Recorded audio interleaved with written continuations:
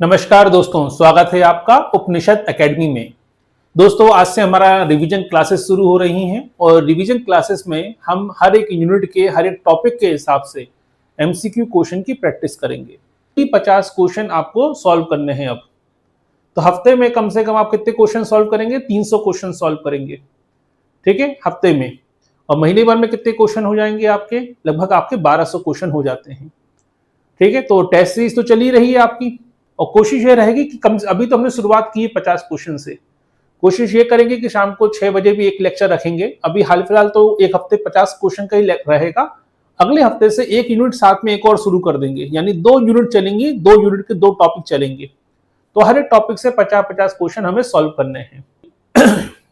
तो आज की शुरुआत करते हैं। एक एक क्वेश्चन को ध्यान से समझिएगा। टॉपिक का नाम भी नीचे लिखा हुआ है कि चलिए तो शुरुआत करते हैं आज के लेक्चर की। और आज के 50 क्वेश्चन हैं। टॉपिक का नाम आपको मालूम ही है, यहीं से शुरुआत करते हैं। सबसे पहला क्वेश्चन ध्यान से देखिएगा। पहला क्वेश्चन सामने दिख रहा है सभी को, जवाब देना शुरू कीजिएगा। ये कूट वाला प्रश्न है। पहले ध्यान से क्वेश्चन को पढ़ लीजिए। क्वेश्चन के आगे लिखा भी हुआ है ये प्रश्न कहां पूछा गया है। टॉपिक यही है। इस टॉपिक से रिलेटेड क्वेश्चन कहां पूछा गया है, कब पूछा गया है, ये भी आपको शो हो रहा होगा। ध्यान से क्वेश्चन को पढ़िए, कोई जल्दबाजी नहीं है। 50 क्वेश्चन सॉल्व करने हैं इस टॉपिक से रिलेटेड। समाजशास्त्र के प्रादुर्भाव के संदर्भ में निम्नलिखित कथनों पर विचार कीजिए। यूजीसी नेट दिसंबर 2019 में यह प्रश्न पूछा गया था, ठीक है। नंबर 1, फ्रांस की क्रांति ने सामाजिक और राजनीतिक यानी पॉलिटिकल व्यवस्था में अमूलचूल परिवर्तन किया। औद्योगिक क्रांति ने केवल आर्थिक व्यवस्था को प्रभावित किया, सामाजिक ताने बाने को नहीं। प्रबोधन काल ने वैज्ञानिक दृष्टिकोण और तंग संगता को बढ़ावा दिया। ये 3 कूट आपने पढ़ लिए, ध्यान से समझ लीजिए। अब प्रश्न ये पूछा गया है, निम्नलिखित कथनों पर विचार कीजिए। अब उपरोक्त कथन में से कौन सा कथन सही है, यह प्रश्न पूछा गया है। तो केवल 1 और 2, 2 और 3, 1 और 3, 1, 2, 3। अब ऐसे क्वेश्चन को आपको ध्यान से, कोई डेटाबेस क्वेश्चन नहीं है, ध्यान से समझना होगा, पढ़ना होगा, ठीक है। और कमेंट बॉक्स में जल्दी से जल्दी अपने आंसर देना शुरू कीजिए। यहां केवल पेपर सॉल्व नहीं कराना है, आपको सॉल्व करना है। मेरा काम पेपर को, ठीक है, आपके डिस्क्राइब करना है कि भाई क्वेश्चन का आंसर बी है तो बी क्यों है, लेकिन आंसर आप ही को देना है। तो ऑप्शन समझ लिया आपने। समाजशास्त्र के प्रादुर्भाव के संदर्भ में निम्नलिखित कथनों पर विचार कीजिए। तो फ्रांस की क्रांति ने सामाजिक और राजनीतिक यानी पॉलिटिकल व्यवस्था में आमूलचूल परिवर्तन किया, यह बात तो सही है। फ्रांस की क्रांति के चलते स्वतंत्रता, समानता, बंधुत्व जैसे नारे उभर कर सामने आए। और 1789 में फ्रांस की क्रांति हुई थी, 1789 में। तो 1789 की क्रांति ने कहीं ना कहीं एक परिस्थिति तो पैदा करी, समाज में राजनीतिक सामाजिक परिवर्तन तो पैदा किया, ये तो सही बात है, ठीक है। दूसरा, औद्योगिक क्रांति ने केवल आर्थिक व्यवस्था को प्रभावित किया, सामाजिक व्यवस्था ताने बाने को नहीं, यह गलत है। औद्योगिकरण ने सामाजिक ढांचे को भी प्रभावित किया, आर्थिक व्यवस्था को भी प्रभावित किया, तो यह स्टेटमेंट तो गलत हो जाता है। प्रबोधन काल ने वैज्ञानिक दृष्टिकोण और तर्क संगता को बढ़ावा दिया। प्रबोधन काल मतलब जो रेनेसा हुआ था, पुनः जागरण कहते हैं जिसे हम, तो पुनः जागरण में वैज्ञानिक दृष्टिकोण डेवलप हुआ, तर्क संगता लॉजिकल डेवलप हुआ, मानवतावादी दृष्टिकोण पैदा हुआ, तो यह बात भी सही है। यानी ऑप्शन नंबर 1 और 3 सही है, याद रखिए, सेकंड नहीं है। तो सही आंसर क्या होगा? ऑप्शन नंबर सी इसका सही आंसर है, 1 और 3। हाँ नेहा जी, आंसर गलत है आपका। तेज जी, आपका आंसर भी गलत है। ध्यान से समझिए क्वेश्चन को, ठीक है, याद रखिएगा। ज्यादातर जो टेस्ट सीरीज चलती है वो टेस्ट उस पर चलती है, क्या पे, आपके डेटाबेस। तो डेटाबेस क्वेश्चन काम नहीं चलेगा कि आप सोचे कि किताब का बस 3 स्तर का नियम किसने दिया, आंसर लगा दिया, अगस्त कामटे, ऐसा नहीं है। ध्यान से समझिए क्वेश्चन को। 2019 का क्वेश्चन है, पीएससी पे, याद रखिए, पीएससी पेपर नहीं बनाती नहीं है, पेपर उठाती है। तो पीएससी के पेपर अगर अधिकतर अच्छे से सॉल्व करने हैं और अच्छा स्कोर करना है, क्योंकि इस बार पहली बार माइनस मार्किंग शुरू हो रही है, इसलिए तो जितना भी कंटेंट, जितना भी पीवाईक्यू सॉल्व कर सकते हैं अलग अलग स्टेट लेवल पर, जितनी भी एग्जाम में क्वेश्चन आ चुके हैं, सबको पेपर लगाना शुरू कर दीजिए। क्योंकि पीएससी कभी पेपर नहीं बनाती, आलसी है पीएससी, कभी पेपर नहीं बनाती, वो पेपर चुराती है, पेपर उठाती है। यही कारण है कि जब भी कोई पेपर होता है पीएससी का, वो कहीं ना कहीं दूसरे स्टेट से या कहीं ना कहीं दूसरे एग्जामों से उठाया होता है। इसलिए सबसे सही तरीका होता है पुराने पेपर को खूब सॉल्व कीजिए, अलग अलग स्टेट के, ठीक है। क्लियर है तक? चलिए क्वेश्चन नंबर 2 देखिए, बहुत सिंपल क्वेश्चन है, ये तो गलत नहीं होना चाहिए सभी लोगों का। मैं पढ़ूंगा भी नहीं इस क्वेश्चन को, तो ध्यान से देख लीजिए, ध्यान से, ठीक है। क्वेश्चन प्रॉपर तरीके से दिखाई दे रहा है, बहुत आसान क्वेश्चन है। समाजशास्त्र की विषय वस्तु को सामाजिक स्थितिकी और सामाजिक गतिकी में किसने विभाजित किया है? अब ये पीजीटी का परीक्षा पेपर है, यूपी पीजीटी का जो पेपर हुआ था 2021 में, उसका यह क्वेश्चन है कि समाजशास्त्र की विषय वस्तु को सामाजिक स्थितिकी और सामाजिक भौतिकी में किसने परिविभाजित किया है?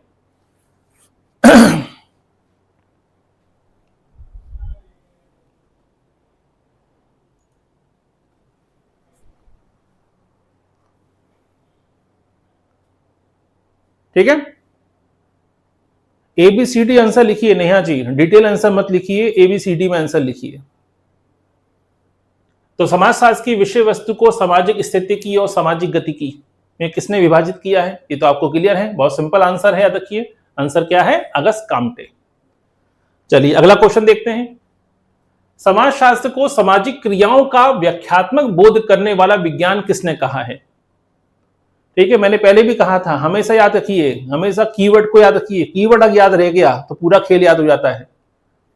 कीवर्ड है इसमें पूरा, इस परिभाषा में। समाजशास्त्र को सामाजिक क्रियाओं का व्याख्यात्मक बोध करने वाला विज्ञान किसने कहा है? ठीक है, जून 2020 में क्वेश्चन आया था। Emile Durkheim, Parson, Max Weber या कार्ल मार्क्स?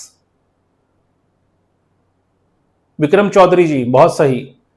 आंसर लिखते समय आप लोग कम से कम क्वेश्चन का जवाब तो दीजिए। एबीसीडी डालने मुझे नहीं मालूम पड़ रहा कि सेकंड का आंसर दिया है कि थर्ड का आंसर है। लिखा कीजिए 3 का ए, 3 का बी, ऐसे दिखिए ताकि मालूम तो रहे। जैसे विक्रम जी ने लिखा है तो सही आंसर लिखा है। ठीक है शिल्पा जी, चलिए अभी आप सेकंड क्वेश्चन पर हैं। तो समाजशास्त्र को सामाजिक क्रियाओं का व्याख्यात्मक बोध करने वाला विज्ञान किसने कहा है? यहां पे एक शब्द आ गया, व्याख्यात्मक बोध। और जब भी व्याख्यात्मक बोध का नाम आता है तो एक पद्धति आती है वेस्टर्न हट पद्धति। तो वेस्टहैंड पद्धति जर्मन भाषा का शब्द है। वेस्टहैंड पद्धति के संदर्भ में विचार किसने दिया था? विचार दिया है आपके मैक्स वेबर ने। तो यहाँ पे 2 कीवर्ड है। पहला कीवर्ड क्या है? सोशल एक्शन, सामाजिक क्रिया का सिद्धांत। अब समस्या यह है कि सामाजिक क्रिया का सिद्धांत तो मैक्स वेबर का भी है और पार्सन का भी है। तो एक और हमें कीवर्ड चाहिए, वो कीवर्ड क्या है? व्याख्यात्मक दृष्टिकोण, व्याख्यात्मक परिप्रेक्ष्य। ये व्याख्यात्मक मतलब वेस्टहैंड पद्धति, यानी सामने वाले के नजरिए से चीजों को देखना, ना कि अपने नजरिए से। इसे कहते हैं वेस्टहैंड पद्धति। तो सही आंसर क्या होगा? सही आंसर होगा मैक्स वेबर। अगला क्वेश्चन देखिए, निम्नलिखित में से कौन सा विद्वान समाजशास्त्र के स्वरूपात्मक संप्रदाय से संबंधित नहीं है? हमेशा पहले देखा कीजिए कि पूछा क्या गया है या नहीं है पूछा गया है। तो पीएससी में, एमपीपीएससी की परीक्षाओं में, यूपीएस आपके राजस्थान पीसीएस की परीक्षाओं में, यूपी पीजीटी में ऐसे क्वेश्चन खूब पूछे गए हैं। ये क्वेश्चन राजस्थान पीसीएस का है, असिस्टेंट प्रोफेसर का, 2020 का। तो आपने पढ़ा है 2 संप्रदाय हैं, एक है स्वरूपात्मक संप्रदाय, एक है समन्वयात्मक संप्रदाय। ठीक है, तो यहीं से क्वेश्चन बनता है कि भाई कौन सा विद्वान है जो स्वरूपात्मक संप्रदाय से संबंधित नहीं है? जॉर्ज सीमेल, वॉन वीसे, या वॉन वीस कहते हैं इनको, वॉन वीस, वीरकांट या एमाइल दुर्खिम। तो बताइए सही आंसर क्या है? क्वेश्चन नंबर 4 का आंसर बताइए। 4 तक पहुंचे ही नहीं अभी आप लोग।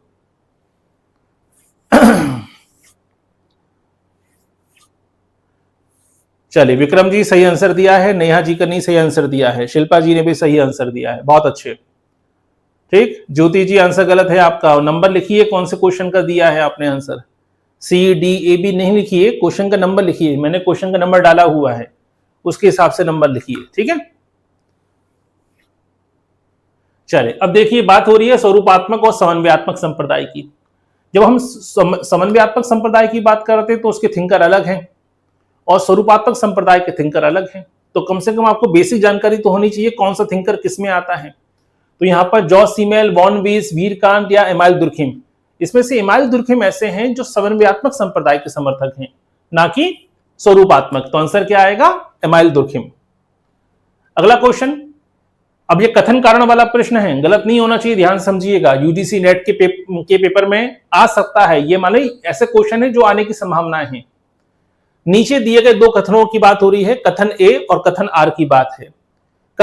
अभिकथन क्या कहता है? समाजशास्त्र एक अमूर्त विज्ञान है, मूर्त विज्ञान नहीं। ठीक है, ध्यान समझिएगा, समाजशास्त्र एक अमूर्त विज्ञान है, मूर्त विज्ञान नहीं। कारण समाजशास्त्र सामाजिक संबंधों के स्वरूप का अध्ययन करता है, ना कि स्वयं व्यक्तियों का। अब देखिए क्वेश्चन कितना सिंपल है। समाजशास्त्र एक अमूर्त विज्ञान है, मूर्त विज्ञान नहीं, ये तो सही बात है। समाजशास्त्र अमूर्त विज्ञान है, मूर्त विज्ञान तो कभी नहीं माना जाता समाजशास्त्र को। समाजशास्त्र सामाजिक संबंधों के स्वरूपों का अध्ययन करता है, व्यक्ति का नहीं। अब हम कहते हैं कि भाई समाजशास्त्र क्या है? समाजशास्त्र सामाजिक संबंधों का जाल है। किसने कहा? मैकाइवर पेज ने कहा। कई समाजशास्त्री मानते हैं कि समाजशास्त्र सामाजिक संबंधों का अध्ययन करता है। क्या सामाजिक संबंध दिखाई देते हैं? नहीं। जब सामाजिक संबंध क्या है? अमूर्त हैं, लेकिन व्यक्ति दिखाई देता है। लेकिन समाजशास्त्र किसका अध्ययन करता है? संबंधों का अध्ययन करता है, व्यक्ति का नहीं। व्यक्ति का अध्ययन काय में होगा? एंथ्रोपोलॉजी में होगा। व्यक्ति के व्यवहार का अध्ययन साइकोलॉजी में होगा। तो यहां व्यक्ति के सामाजिक संबंधों का अध्ययन करता है समाजशास्त्र, और सामाजिक संबंध होते हैं अमूर्त। तो इसका मतलब सही बात है कि समाजशास्त्र क्या है? अमूर्त है। क्यों? क्योंकि वो सामाजिक संबंधों का अध्ययन करता है और सामाजिक संबंध अमूर्त होते हैं। यानी कथन ए भी सही है, आर भी सही है, और आर ए की व्याख्या भी करता है। क्लियर हुआ यहां तक? तो कथन कारण वाले क्वेश्चनों में हमेशा पहले स्टेटमेंट को ध्यान से समझिए, ठीक है?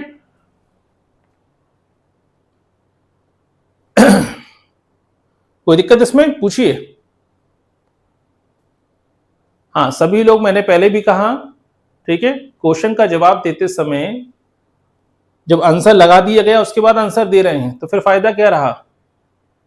जब आंसर लगा ही दिया गया उसके बाद आंसर देने का फायदा क्या है? जब मैंने आंसर लगा दिया ए, उसके बाद लोग टाइप कर रहे हैं 5 का ए। क्वेश्चन तो आपने पढ़ लिया था ना, कथन कारण वाले क्वेश्चन तो आपको मालूम है कि ऑप्शन क्या होते हैं उसके। चलिए अगला क्वेश्चन। समाजशास्त्र सामाजिक प्रतिनिधानों या सामूहिक चेतना का विज्ञान है। इसलिए मैंने कहा था कि परिभाषाओं को रट्टा नहीं मानना है, कीवर्ड याद कर लीजिए, बस कीवर्ड याद रहेगा, कोई दिक्कत ही नहीं है। तो समाजशास्त्र सामूहिक चेतना का या सामूहिक प्रतिनिधान का विज्ञान है। किसने कहा है? परिभाषा नहीं भी मालूम है तो ये शब्द तो मालूम है ना आपको कि सामूहिक प्रतिनिधान या कलेक्टिव कॉन्शसनेस, सामूहिक चेतना की अवधारणा किसने दी है? ये अवधारणा दी है दुर्खिम ने। तो सही आंसर क्या आएगा? दुर्खिम। क्लियर? बहुत सही, विक्रम जी ने सही आंसर दिया, रविंद्र जी सही। रविंद्र जी क्या कर रहे हैं?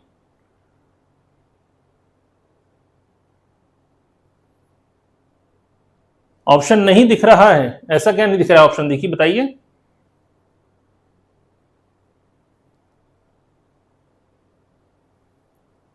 ठीक, चलिए अब आते हैं, अगला आगे बढ़ते हैं।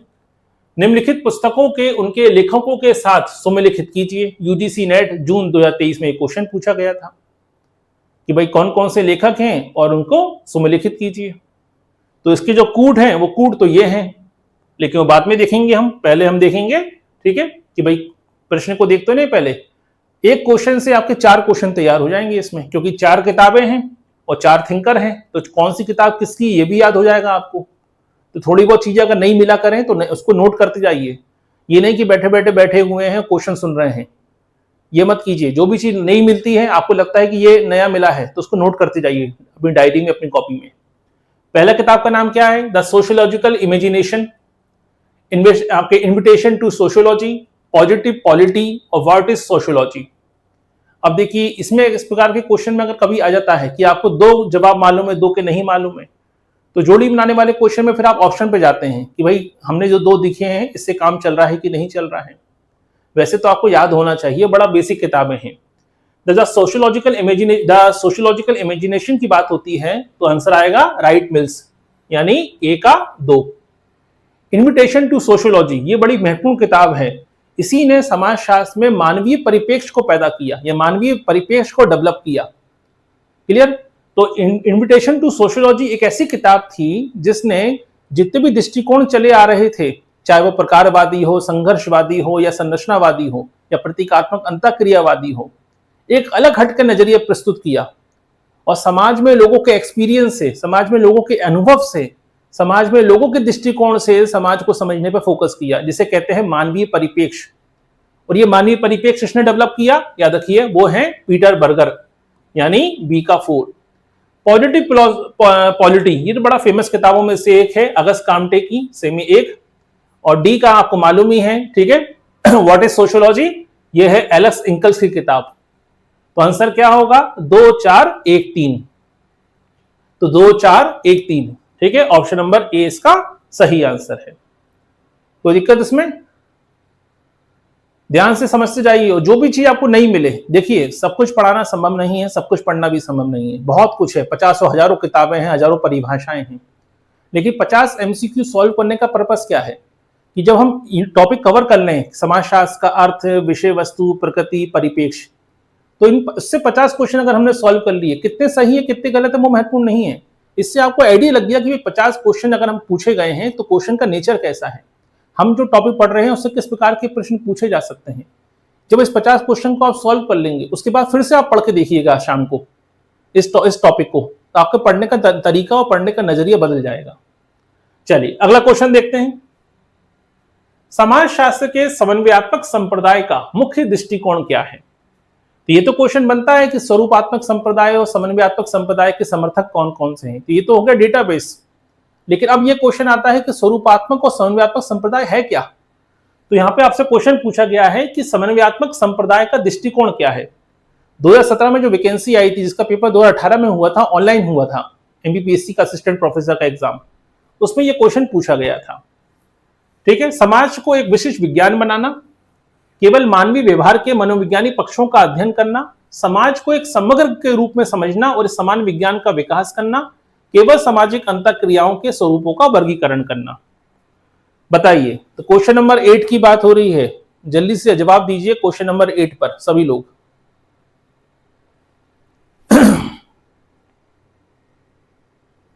चलिए, नेहा गुप्ता जी ने आंसर दे दिया है, आंसर बहुत सही है।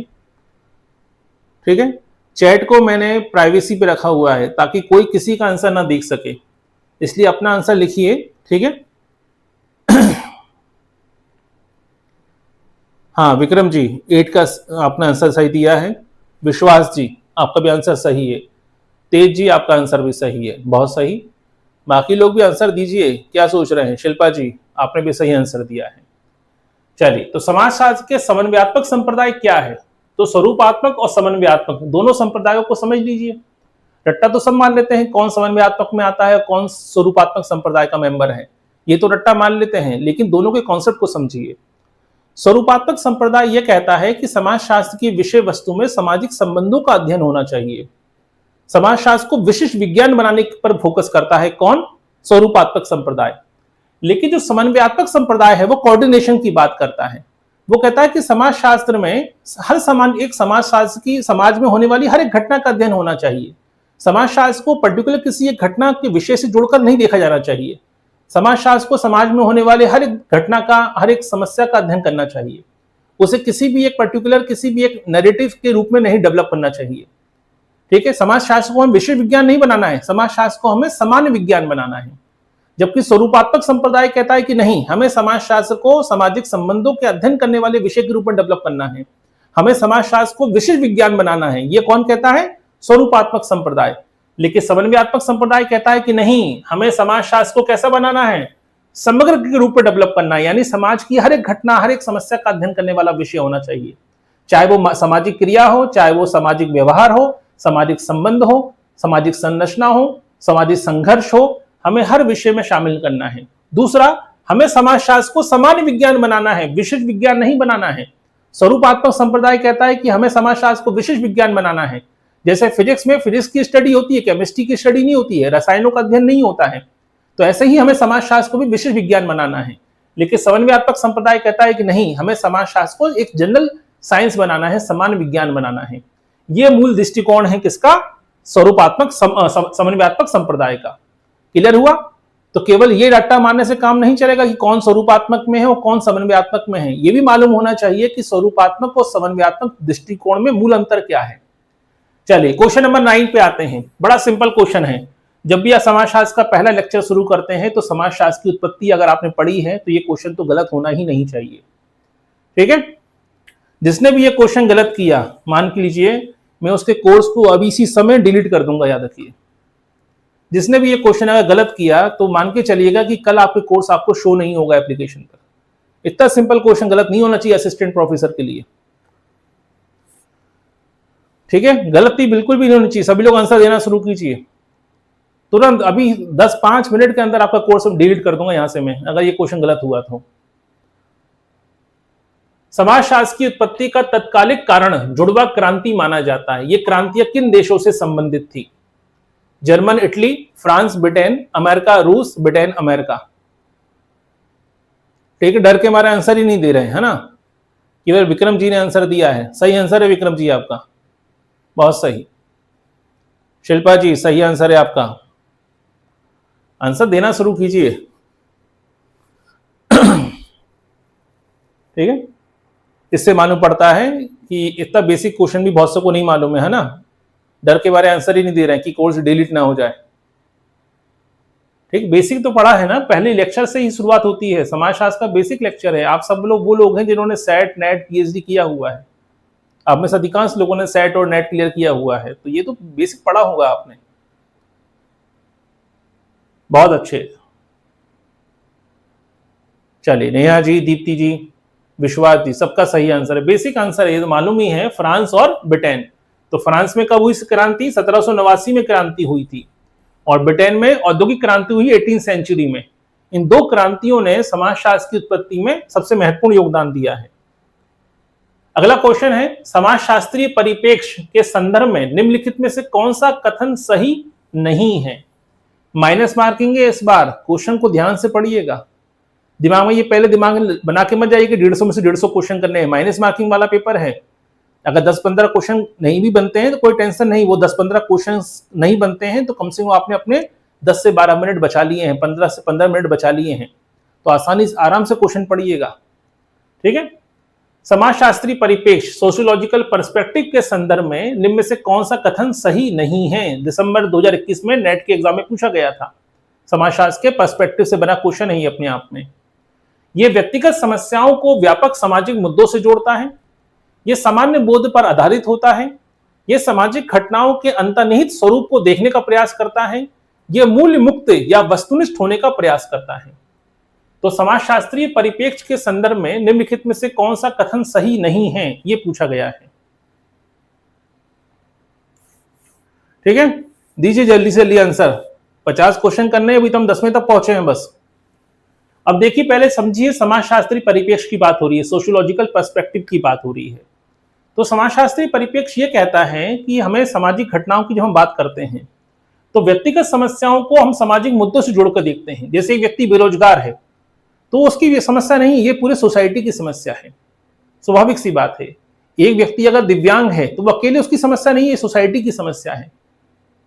अगर मान लीजिए भारत में जो बेरोजगारी दर है वो 8% को पार कर गई है, यानी करोड़ों युवा बेरोजगार हैं, तो क्या ये उनकी व्यक्तिगत समस्या है? क्या उनको आप कॉकरोच कह देंगे कि बेरोजगार है, कॉकरोच है? नहीं, ये पूरे राष्ट्र की समस्या है। इसका मतलब आपकी जनसंख्या का बहुत बड़ा हिस्सा पढ़ा लिखा है, संपन्न है, लेकिन सक्षम है, लेकिन फिर भी उसके पास काम नहीं है। तो ये राष्ट्र की समस्या हुई ना, देश की समस्या हुई। तो समाजशास्त्री परिप्रेक्ष्य यही कहता है कि पहली बात तो व्यक्तिगत समस्याओं को किस रूप में जोड़कर देखा जाना चाहिए, सामाजिक मुद्दों से जोड़कर देखा जाना चाहिए, यानी स्टेटमेंट एक तो सही है।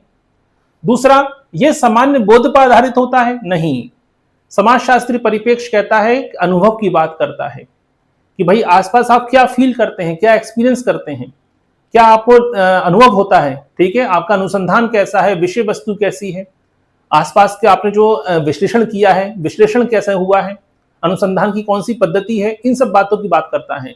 कॉमन सेंस की बात नहीं करता है, चीजों को कॉमन सेंस के बेसिस पर देखने की बात नहीं करता है। सोशियोलॉजिकल पर्सपेक्टिव वो हमेशा अनुभव के आधार पर अध्ययन करने की बात करता है। यह सामाजिक घटनाओं के अंतर्निहित स्वरूप को देखने का प्रयास करता है, यह भी सही बात है। कोई भी घटना घटती है तो उसके पीछे के कारण क्या है, ये जानने की कोशिश करता है। यह मूल्य मुक्त और वस्तुनिष्ठ होने का प्रयास करता है, सही बात है। अगर मूल्य मुक्त नहीं होगा, ऑब्जेक्टिव नहीं होगा, तो फिर तटस्थ नहीं होगा, तो अध्ययन वैज्ञानिक कैसे होगा? पूर्वाग्रह आने की संभावना बनी रहेगी। यानी 1, 3 और 4 तो सही है, लेकिन क्वेश्चन पूछा गया कौन सा कथन सही नहीं है, तो ऑप्शन नंबर बी ये सही नहीं है, क्योंकि समाजशास्त्री परिप्रेक्ष्य कॉमन सेंस पे काम नहीं करता है, वो अनुसंधान पे काम करता है, तटस्थ होकर काम करता है, वो अनुभव पे काम करता है। कॉमन सेंस के बेसिस पर चीजों को नहीं देखा जाता। अगला क्वेश्चन देखिए,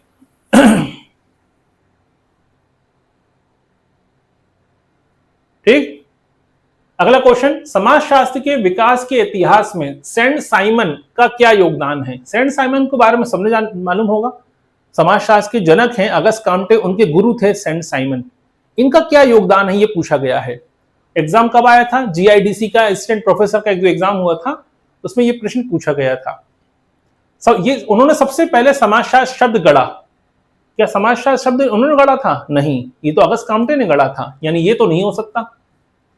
वे अगस्त काम्टे के गुरु थे, उन्होंने समाज के वैज्ञानिक अध्ययन की रूपरेखा प्रस्तुत करी, ये तो सही बात है। उन्होंने ऐतिहासिक भौतिकवाद सिद्धांत दिया, नहीं, ऐतिहासिक भौतिकवाद का सिद्धांत कार्ल मार्क्स ने दिया है। उन्होंने समाजशास्त्र के स्वरूपात्मक संप्रदाय की स्थापना करी, नहीं, स्वरूपात्मक संप्रदाय डेवलप किया है जॉर्ज सीमेल ने। यानी सही आंसर क्या है? सही आंसर है कि वो अगस्त काम्टे के गुरु थे और उन्होंने समाज का अध्ययन करने की रूपरेखा प्रस्तुत की थी, लेकिन उनके शिष्य अगस्त काम्टे ने इस रूपरेखा को जीवंत किया और समाजशास्त्र का निर्माण गठन किया। अगला क्वेश्चन, जब समाजशास्त्र सामाजिक यथार्थ का अध्ययन दैनिक जीवन के संदर्भ और लोगों के दृष्टिकोण से करता है तो इस परिप्रेक्ष्य को क्या कहा जाता है? अब देखिए बहुत ही सामान्य सा क्वेश्चन है। जब समाजशास्त्र सामाजिक यथार्थ का यानी सोशल रियलिटी का अध्ययन दैनिक जीवन के संदर्भ में और लोगों के दृष्टिकोण से करता है कि लोग क्या सोचते हैं, इस दृष्टिकोण से समाज का अध्ययन किया जाता है तो इसे क्या कहते हैं? आपके समष्टि परिप्रेक्ष्य, व्यष्टि परिप्रेक्ष्य, ऐतिहासिक परिप्रेक्ष्य या संरचनात्मक परिप्रेक्ष्य? बताइए।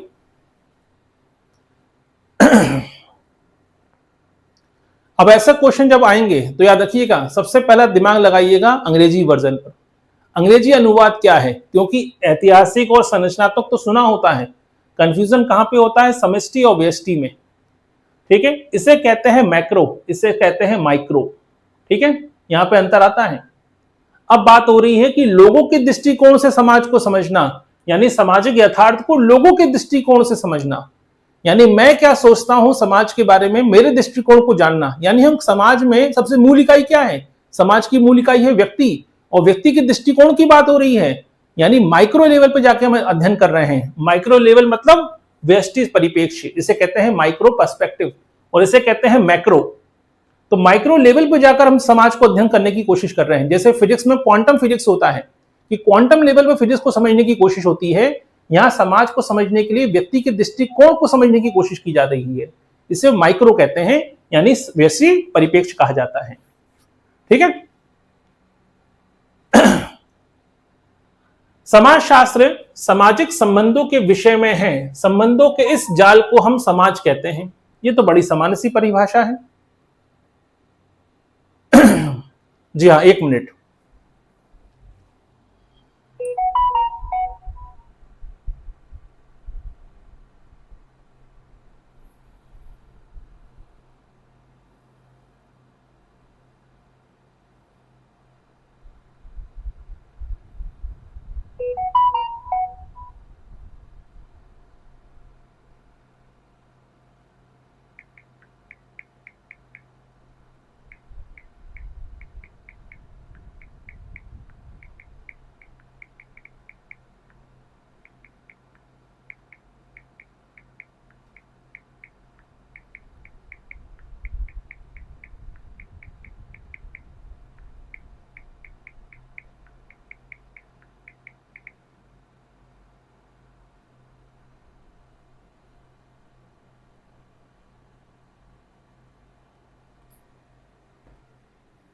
ठीक है, चलिए, सबको वही समस्या आ रही, वही मैसेज आ रहे हैं। तो कुछ स्टूडेंट के चलते सबको परेशानी हो रही है। समाजशास्त्र सामाजिक संबंधों के विषय में है, समाजशास्त्र इस जाल को हम समाज कहते हैं। बड़ा सामान्य सी परिभाषा है। ठीक है, शिल्पा जी 13 का बी कैसे हो सकता है? जिन्सबर्ग ने परिभाषा दी है, कितनी बार परिभाषा पढ़ी होगी। समाजशास्त्र सामाजिक संबंधों का जाल है, किसने कहा था? सबको मालूम है। इसमें कौन सा क्वेश्चन है? MacIver page. ठीक है, जिन्सबर्ग कहां से आंसर लगा रहे हैं? अगला क्वेश्चन देखिए, अगस्त काम्टे ने मानव चिंतन के विकास के 3 स्तरों का नियम प्रतिपादित किया, इसका सही तार्किक क्रम क्या है? ये तो बड़ा सिंपल क्वेश्चन है, 6 साल पहले 2020 में आया था, तो बहुत ही सिंपल क्वेश्चन है, इसमें गलती नहीं होनी चाहिए। भाई अगस्त काम्टे का जो 3 स्तर का नियम आपने पढ़ा है, ठीक है, तो अगस्त कामटे का 3 स्तर का नियम सभी ने पढ़ा होगा। अब बिना अगस्त कामटे को पढ़े हुए तो समाजशास्त्र हो ही नहीं सकता। तो बताइए सही क्रम क्या है। क्वेश्चन नंबर 14 पे हम पहुंच चुके हैं। 50 क्वेश्चन सॉल्व करने हैं हमें इस टॉपिक से। वैज्ञानिक, तात्विक और धार्मिक, धार्मिक, तात्विक, वैज्ञानिक, तात्विक, धार्मिक, वैज्ञानिक, धार्मिक, वैज्ञानिक, तात्विक। तो अगस्त कामटे ने क्या कहा था कि पहले हमारा दृष्टिकोण क्या होता है, पहले हमारा दृष्टिकोण धार्मिक दृष्टिकोण से चीजों को देखते हैं, फिर हम तात्विक स्तर पर चीजों को देखने की कोशिश करते हैं, फिर हम कहां पहुंचते हैं, प्रत्यक्षवाद यानी वैज्ञानिक दृष्टिकोण डेवलप करते हैं। यानी पहले हमारा नजरिया क्या होता है, हम धार्मिक दृष्टिकोण से चीजों को देखते हैं, फिर हम धीरे धीरे हमारा नॉलेज बढ़ता है, ज्ञान का स्तर बढ़ता है, फिर हम तात्विक स्तर पर सोचना शुरू करते हैं, फिर आगे जाकर हम प्रत्यक्षवाद या वैज्ञानिक स्तर पर पहुंच पाते हैं। अगला क्वेश्चन देखिए, निम्नलिखित में से कौन सा परिप्रेक्ष्य इस विचार पर बल देता है कि सामाजिक व्यवस्था वास्तव में समाज के शक्तिशाली वर्गों द्वारा कमजोर वर्गों के शोषण को छिपाने का साधन है। ठीक है, इस पूरे के पूरे स्टेटमेंट में या परिभाषा कह सकते हैं या इसको केवल एक वाक्यांश में एक कीवर्ड है, बस वो कीवर्ड से ही आपको सही आंसर मालूम पड़ जाएगा। वो कीवर्ड क्या है ये क्लियर होना चाहिए। निम्नलिखित में से कौन सा परिप्रेक्ष्य इस विचार पर बल देता है कि सामाजिक व्यवस्था वास्तव में समाज के शक्तिशाली वर्गों द्वारा कमजोर वर्गों के शोषण को छुपाने का साधन है। कौन सा परिप्रेक्ष्य है जो कमजोर वर्ग की न्याय की बात करता है, कौन सा परिप्रेक्ष्य जो किसानों और श्रमिकों की न्याय की बात करता है, श्रमिकों के शोषण की बात करता है। ठीक है, एक ही परिप्रेक्ष्य है, वो है कार्ल मार्क्स का मार्क्सवादी परिप्रेक्ष्य। और मार्क्स ने कौन सा विचार डेवलप किया है, वो है संघर्षवादी परिप्रेक्ष्य। जब भी हम संघर्षवाद की बात करते हैं कार्ल मार्क्स का नाम आता है, और कार्ल मार्क्स ही एक ऐसा व्यक्ति है जो हमेशा समाज के उस तबके की बात करता है जिसका शोषण हुआ है। क्लियर। अगला क्वेश्चन देखिए, समाजशास्त्र की प्रकृति के बारे में रॉबर्ट वीरस्ट्रीट द्वारा बताए गए विशेषताओं के युग्मों में से कौन सा गलत है। राजस्थान पीसीएस में 2021 में यह प्रश्न पूछा गया था। तो समाजशास्त्र की प्रकृति के बारे में रॉबर्ट वीरस्ट्रीट, तो जब भी हम बात करते हैं समाजशास्त्र की प्रकृति पर, तो समाजशास्त्र की प्रकृति को बहुत ही सिंपल तरीके से अगर किसने समझाया वो थे रॉबर्ट वीरस्ट्रीट। रॉबर्ट वीरस्ट्रीट ने 7 विशेषताएं बताई, 7 लक्षण बताए हैं, या 7 कह सकते हैं कि व्याख्याएं की हैं समाजशास्त्र की प्रकृति को डिफाइन करते हुए। तो पहला है, समाजशास्त्र एक सामाजिक विज्ञान है, प्रकृति विज्ञान नहीं। ये तो सही बात है। समाजशास्त्र एक विशुद्ध विज्ञान है, व्यवहारिक विज्ञान नहीं। ये भी सही बात है। समाजशास्त्र एक सामान्य विज्ञान है, विशेष विज्ञान नहीं। ये भी सही बात है। समाजशास्त्र एक मूर्त विज्ञान है, अमूर्त विज्ञान नहीं। ये गलत है, क्योंकि समाजशास्त्र सामाजिक संबंधों का अध्ययन करता है, और सामाजिक संबंध क्या होते हैं, अमूर्त होते हैं। इसलिए समाजशास्त्र मूर्त विज्ञान नहीं हो सकता। इसलिए ऑप्शन नंबर डी क्या है, ऑप्शन नंबर डी गलत है, क्योंकि आपसे क्या पूछा गया है, कौन सा ऑप्शन गलत है। समाजशास्त्र को मानविकी परिप्रेक्ष्य प्रदान करने में निम्नलिखित में से किस विचारक का नाम अग्रणीय है। ठीक है, तो नेट के एग्जाम में 2018 में क्वेश्चन पूछा गया, 8 से 8 साल पहले। बहुत सिंपल क्वेश्चन है, याद रखिए। अभी हम चर्चा भी कर रहे थे एक उस व्यक्ति का नाम जिसने एक बड़ी फेमस किताब लिखी। ठीक है, जल्दी से जल्दी आंसर दीजिए। तो किताब का नाम क्या था, इन्विटेशन टू सोशियोलॉजी। अब तो मैंने आपको आंसर ही बता दिया। इन्विटेशन टू सोशियोलॉजी पुस्तक के लेखक कौन है, उसके लेखक है पीटर बर्गर। ठीक है, और ये जो परिप्रेक्ष्य है मानविकी परिप्रेक्ष्य, यानी व्यक्ति के जो अनुभव हैं, व्यक्ति जो क्या महसूस करता है, व्यक्ति को क्या फील होता है, इसके दृष्टिकोण से समाज को समझने की कोशिश करनी चाहिए। ना कि संरचनावाद, ना कि उत्तर आधुनिकतावाद, ना कि प्रकारवाद, ना कि संघर्षवाद। ये पूरा का पूरा नैरेटिव चेंज कर दिया किसने, पीटर बर्गर ने। ठीक है, प्रत्यक्षवाद के संदर्भ में कौन सा कथन असत्य है, असत्य कथन पूछा गया है। यह क्वेश्चन आने की संभावना है, इस बार आ सकता है। ठीक है, यह काल्पनिक और धार्मिक विचारों का खंडन करता है। प्रत्यक्षवाद की बात हो रही है, प्रत्यक्षवाद मतलब वैज्ञानिक दृष्टिकोण की बात हो रही है। तो ये काल्पनिक और धार्मिक विचारों का खंडन करता है, ये तो सही बात है। यह सामाजिक घटनाओं के अध्ययन के लिए प्रकृति विज्ञानों की पद्धतियों के प्रयोग का समर्थन करता है, यह भी सही बात है। यह निरीक्षण, परीक्षण और वर्गीकरण पर आधारित है, यह भी सही बात है। ये तीनों लक्षण किसी भी वैज्ञानिक पद्धति में होंगे। यह मानता है कि सामाजिक घटनाओं का कोई वस्तुनिष्ठ नियम नहीं होता, नहीं, इस बात का समर्थन नहीं करता है। प्रत्यक्षवाद कहता है कि समाज को कुछ बेसिक नियमों पर चलता है। जिस प्रकार फिजिक्स के कुछ नियम हैं, मैथमेटिक्स के कुछ नियम हैं, खगोल शास्त्र के कुछ नियम हैं, बायोलॉजी के कुछ नियम हैं, उसी प्रकार समाज के भी कुछ बेसिक नियम होते हैं। ठीक है, इसलिए यह कहना यह गलत स्टेटमेंट हुआ। अगला क्वेश्चन, समाजशास्त्र की विषय वस्तु के निर्धारण में सामाजिक समरूपण, सामाजिक शारीरिकी और सामान्य समाजशास्त्र का वर्गीकरण किसने प्रस्तुत किया? दिसंबर 2022 में प्रश्न पूछा गया। तो बहुत ही सिंपल क्वेश्चन है, समाजशास्त्र की विषय वस्तु को 3 भागों में बांटा है। ठीक है, बताइए। पहला है सोशल मॉर्फोलॉजी, सोशल फिजियोलॉजी और जनरल सोशियोलॉजी। ठीक है, अब यहां पे आपको 2 चीजें क्लियर हो जाती हैं। यहां पे आपने जब भी पढ़ा होगा समाजशास्त्र की विषय वस्तु को, तो एक ने 4 भागों में बांटा, एक ने 3 भागों में बांटा। तो हॉबहाउस और सोरोकिन तो इसका आंसर नहीं हो सकते। अब बचा है गिन्सबर्ग और दुर्खिम। गिन्सबर्ग ने विषय वस्तु को 4 भागों में बांटा है, 3 भागों में नहीं। 3 भागों में किसने बांटा है? 3 भागों में बांटा है दुर्खिम ने। क्लियर यहां तक? जल्दी से जल्दी आंसर दीजिए। बहुत सही। अगला क्वेश्चन देखते हैं, क्वेश्चन नंबर 20 तक पहुंच गए हम। अब कथन कारण वाला क्वेश्चन है, ध्यान से पहले स्टेटमेंट को पढ़ लीजिए। सी राइट मिल्स के अनुसार सोशियोलॉजिकल इमेजिनेशन व्यक्ति को इतिहास और जीवनी के बीच संबंध समझने में मदद करती है। व्यक्ति दुख तकलीफें अक्सर व्यापक संरचनात्मक परिवर्तन का परिणाम होती हैं।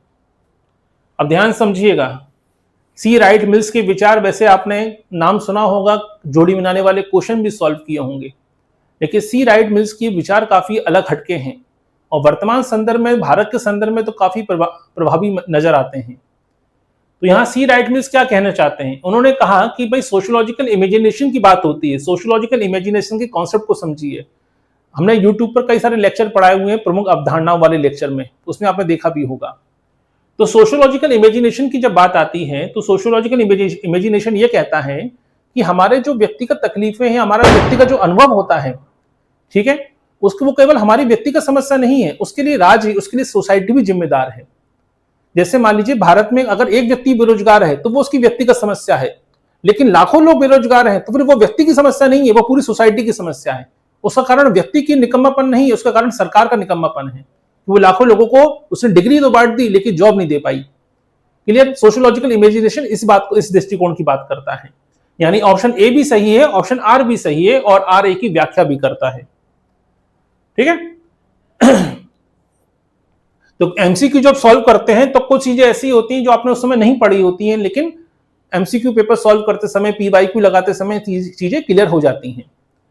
अब आते हैं 1838 में सोशियोलॉजी शब्द का प्रयोग करने से पूर्व अगस्त काम्टे ने इस विज्ञान को क्या नाम दिया था? तो एमपीपीएससी का असिस्टेंट प्रोफेसर का जो पेपर हुआ था, ठीक है, 2018 में हुआ, 17 में वैकेंसी आई थी, 18 में पेपर हुआ था। पेपर उस समय ऑनलाइन हुआ था, ऑफलाइन नहीं हुआ था। तो उस समय यह क्वेश्चन पूछा गया था। अब ये क्वेश्चन तो गलत नहीं होना चाहिए किसी से भी। हम सब जानते हैं कि 1838 में सोशियोलॉजी शब्द रचने से पहले अगस्त काम्टे ने कौन से शब्द का इस्तेमाल किया था? Social physics, social biology, social anthropology और सोशल फिलॉसफी। सही आंसर क्या आएगा? सोशल फिजिक्स शब्द का इस्तेमाल किया था। समाजशास्त्र का स्वरूपात्मक संप्रदाय किस अन्य विज्ञान से गहराई से प्रभावित है? अभी आपने पढ़ा था समन्वयात्मक संप्रदाय और स्वरूपात्मक संप्रदाय। अब दोनों में डिफरेंस तो आपको मालूम है। अब यहां पे बात हो रही है कि स्वरूपात्मक संप्रदाय जो है वो किससे प्रभावित है, किस विज्ञान से प्रभावित है। पेपर कहने को तो बड़ा सिंपल सा क्वेश्चन है, लेकिन थोड़ा जटिल है अपने आप में, क्योंकि हम संप्रदाय पढ़ लेते हैं, संप्रदाय के समर्थक कौन है ये भी याद कर लेते हैं, लेकिन कौन सा संप्रदाय किस विचार से या किस विज्ञान से प्रभावित है, यह प्रश्न भी पूछा जा सकता है। ठीक है, बताइए सभी लोग, आंसर दीजिए, भले तुक्का मारिए। अब देखिए, स्वरूपात्मक संप्रदाय की बात हो रही है। स्वरूपात्मक संप्रदाय के जनक कौन है? जॉर्ज सीमेल। और जॉर्ज सीमेल का यह मानना था, ठीक है, कि जो समाज है, समाजशास्त्र है, ये ज्यामिति से ज्यादा प्रभावित है। ठीक है, ज्यामिति मतलब समझते हैं आप? तो ज्यामिति से ज्यादा प्रभावित है। क्यों? क्योंकि ज्यामिति में आप किसी भी चीज का, उसकी ज्यामिति, उसके आकार का अध्ययन कर सकते हैं। अब मान लीजिए कोई तरल पदार्थ है, उसका कितना फैलाव है, ये भी आप ज्यामिति समझ सकते हैं। कोई कुर्सी है, कोई मेज है, कोई ब्रह्मांड का कोई पिंड है, सबको आप ज्यामिति के बेसिस पर समझ सकते हैं। ठीक है। उसी प्रकार समाजशास्त्र भी क्या है, समाजशास्त्र में भी आप किसी भी सामाजिक संबंधों के बेसिस पर समाज की किसी भी घटना को समझ सकते हैं। तो जॉर्ज सीमेल कहते हैं कि समाजशास्त्र किसके समकालीन है या किससे प्रभावित है, वो ज्यामिति से ज्यादा प्रभावित है। ठीक है, क्लियर। तो ये जॉर्ज सीमेल का स्टेटमेंट है। जॉर्ज सीमेल एक थिंकर के रूप में आपको पढ़ना बहुत जरूरी है। चलिए कोशिश करेंगे इस संडे को जॉर्ज सीमेल पर अलग से एक लेक्चर पढ़ा देंगे, क्योंकि बहुत से लोगों ने यूट्यूब पर भी कमेंट किया था। तो जॉर्ज सीमेल पर अलग से एक लेक्चर पढ़ा देंगे, क्योंकि ऐसे क्वेश्चन आते हैं जॉर्ज सीमेल से, और खासकर स्वरूपात्मक संप्रदाय से, क्योंकि जब भी स्वरूपात्मक संप्रदाय का नाम आएगा जॉर्ज सीमेल का नाम आता ही आता है। अगला क्वेश्चन, समाजशास्त्रीय परिप्रेक्ष्य का प्रकारात्मक दृष्टिकोण समाज को किस रूप में देखता है। अब देखिए, प्रकारवाद तो आपने पढ़ा है, पार्सन का प्रकारवाद पढ़ा, ठीक है, मैलिनोवस्की भी प्रकारवादी हैं। तो समाजशास्त्र का, समाजशास्त्रीय परिप्रेक्ष्य का प्रकारात्मक दृष्टिकोण समाज को किस रूप में देखता है। निरंतर होने वाले संघर्षों के अखाड़ों के रूप में। भाई संघर्षों की बात करेगा तो संघर्षवादी बन जाएगा ना, तो संघर्ष तो नहीं देखता है, ये तो संघर्षवाद की बात हो रही है। अंतर संबंधित भागों की एक ऐसी व्यवस्था के रूप में जो स्थिरता और संतुलन बनाए रखती है। जब आप इस लाइन को पढ़ते हैं तो बहुत भारी भरकम लाइन लगती है, लेकिन जैसे ही एक शब्द आता है व्यवस्था, व्यवस्था की बात आती है तो सामाजिक व्यवस्था का सिद्धांत आता है, और सामाजिक व्यवस्था का सिद्धांत दिया टॉलकट पार्सन ने, और पार्सन ने दिया एगिल मॉडल, AGIL, जो व्यवस्था को बनाए रखने के में महत्वपूर्ण भूमिका निभाता है। और पार्सन कौन है, प्रकारवादी है। तो प्रकारवाद यही तो कहता है कि व्यवस्था क्या, समाज क्या है, या समाज में जो भी अंग होते हैं सबके अपने अपने फंक्शन है, और ये व्यवस्था को बनाए और संतुलित रखने का काम करते हैं। यही तो प्रकारवादी दृष्टिकोण है। केवल व्यक्तिगत स्वार्थों के टकराने के स्थान के रूप में, जहां पे भी टक्कर हो रही है, जहां पे भी टकराव हो रहा है, संघर्ष हो रहा है, वो सब संघर्षवादी अप्रोच है, तो ये भी नहीं हो सकता। पूंजीपतियों के शोषण के चक्र के रूप में, ये तो मार्क्सवादी दृष्टिकोण हो गया। सही आंसर क्या आएगा, ऑप्शन नंबर बी। अगला क्वेश्चन, निम्नलिखित में से किसने समाजशास्त्र के उद्गम को उत्विकास के जैविक सिद्धांतों से जोड़ा है। अरे इतना सिंपल क्वेश्चन है, ये गलत ही नहीं होना चाहिए। ठीक है, कई बार आपने पढ़ा है कि समाज क्या है, समाज जीवित शरीर के भांति है। जिस प्रकार शरीर अंगों से मिलकर बना है, हर अंग के अपने अपने कर्तव्य काम होते हैं, उसी प्रकार समाज भी क्या है, ठीक है, अलग अलग इकाइयों से मिलकर बना है, हर इकाई के अपने काम होते हैं। यानी हमारा समाज भी हमारे जीवित शरीर की भांति है।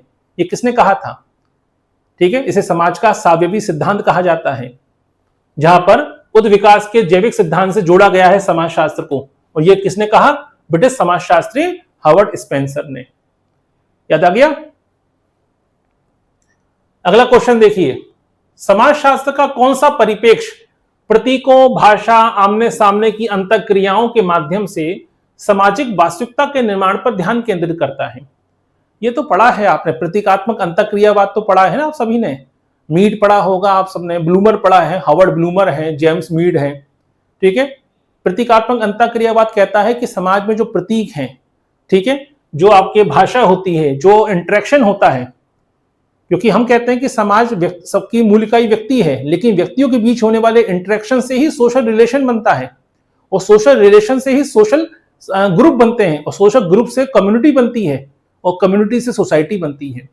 तो व्यक्तियों को नहीं, व्यक्तियों के बीच होने वाली अंतःक्रियाओं का अध्ययन कीजिए, और अंतःक्रिया के दौरान व्यक्ति किस प्रकार के इशारे करता है, किस प्रकार की भाषा का इस्तेमाल करता है, किस प्रकार की प्रतीकों का इस्तेमाल करता है, उससे समाज को समझने की कोशिश कीजिए।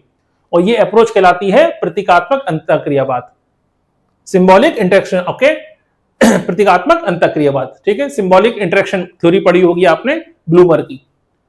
निम्नलिखित में से किसने समाजशास्त्रीय परिप्रेक्ष्य को औपनिवेशिक मानसिकता से मुक्त करने और भारतीय संदर्भ में विद्या शास्त्रीय स्वदेशीकरण पर बल दिया है। ठीक है, बहुत से स्टूडेंट इस क्वेश्चन का आंसर गलत लगा के आते हैं, ध्यान से समझिए पहले। ठीक, पूरा का पूरा स्टेटमेंट है, एक शब्द है अपने आप में, पूरा कीवर्ड है। यहां पे कीवर्ड है विद्या शास्त्रीय स्वदेशीकरण।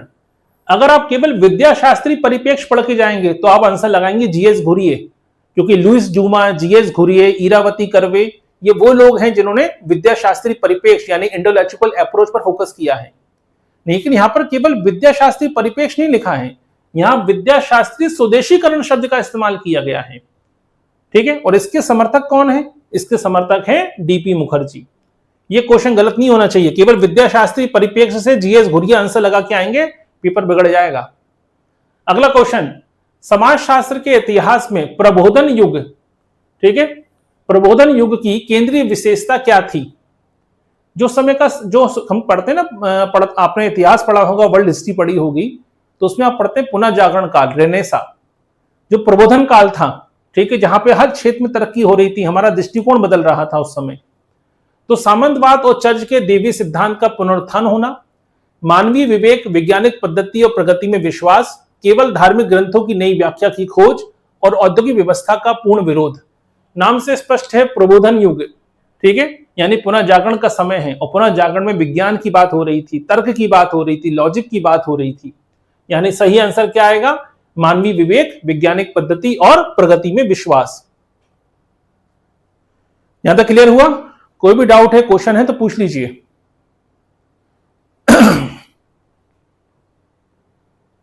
चलिए अब आते हैं क्वेश्चन नंबर 28 पर।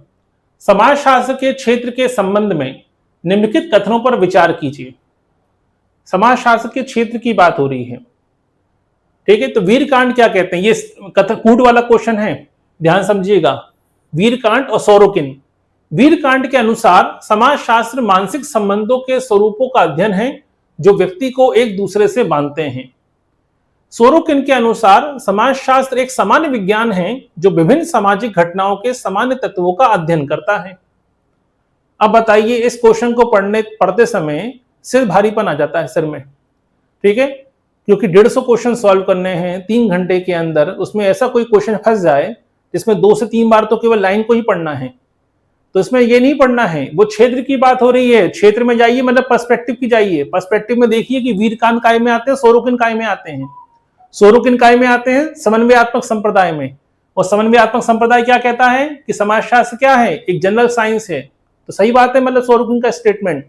वीरकांड काय में आते हैं? वीरकांड आते हैं स्वरूपात्मक संप्रदाय में। और स्वरूपात्मक संप्रदाय क्या कहता है कि समाजशास्त्र क्या है? समाजशास्त्र सामाजिक संबंधों का अध्ययन करने वाला, यानी समाजशास्त्र की विषय वस्तु सामाजिक संबंधों का अध्ययन करने वाले विषय के रूप में होनी चाहिए। यही तो बात हो रही है, संबंधों की बात हो रही है, संबंधों के स्वरूपों की बात हो रही है।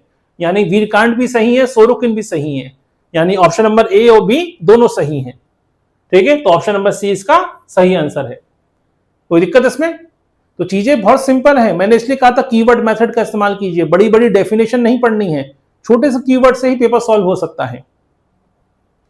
अगला question, the rules of sociological method पुस्तक में इमाइल दुर्खिम ने समाजशास्त्र की प्रकृति को वैज्ञानिक सिद्ध करने के लिए किस केंद्रीय अवधारणा का प्रयोग किया है? अब रूल्स ऑफ सोशियोलॉजिकल मेथड पुस्तक के लेखक कौन है? यह क्वेश्चन कई बार आ चुका है। सामाजिक तथ्य की बात, सॉरी आपके दुर्खिम की बात आती है, तो दुर्खिम में से 4 में से कौन सा दुर्खिम का सिद्धांत है? वैसे याद हो जाएगा आपको, ठीक है। ऐतिहासिक भौतिकवाद कार्ल मार्क्स का है। सामाजिक उद्विकास तो कई सारे लोगों ने दिया है, हार्वर्ड स्पेंसर ने भी दिया है, ठीक है। सामाजिक क्रिया पार्सन का भी है, और आपका मैक्स वेबर का सामाजिक क्रिया का सिद्धांत भी है। लेकिन सोशल फैक्ट, सामाजिक तथ्य की अवधारणा किसने दी है? दुर्खिम ने दी है। तो इतना बड़ा क्वेश्चन पढ़ने से अच्छा है कि पहले ऑप्शन को देख लीजिए। अगला क्वेश्चन, समाजशास्त्र वह विज्ञान है जो सामाजिक व्यवहार का सामाजिक ऐतिहासिक संदर्भों में अध्ययन करता है और इसे कभी भी प्रकृति विज्ञानों की पूरी तरह से वस्तुनिष्ठ नहीं बनाया जा सकता। यह दृष्टिकोण किस परिप्रेक्ष्य के सबसे निकट है? ध्यान से समझिएगा, यह क्वेश्चन पेपर बिगाड़ सकता है आपका, लेकिन इसमें कीवर्ड छुपा हुआ है, वो कीवर्ड को समझ में आ गया तो क्वेश्चन बन जाएगा।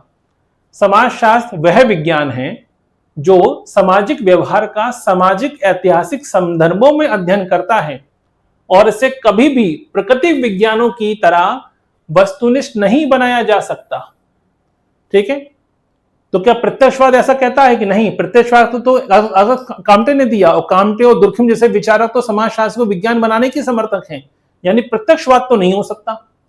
व्याख्यात्मक परिप्रेक्ष्य, संरचनात्मक प्रकारवाद या उद्विकास? उद्विकास तो समाज के विकास को बताता है, ठीक है। वो ये नहीं बताता कि सही आपके किस दिशा में जाना है। अब बात आती है यहां पर, एक व्यक्ति का नाम है, वो है मैक्स वेबर। और मैक्स वेबर ने कौन सा अप्रोच दी है? वर्स्टहैन पद्धति की बात करी है।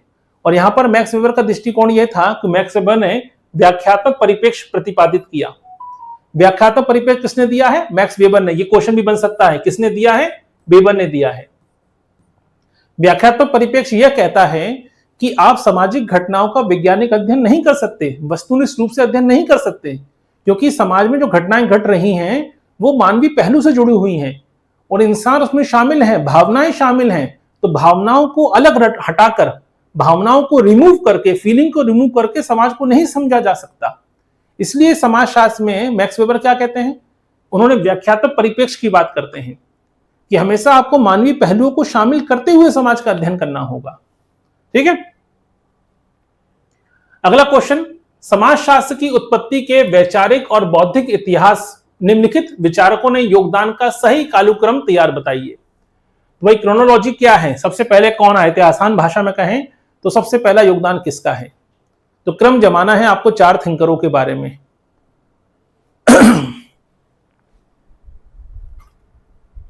ठीक है,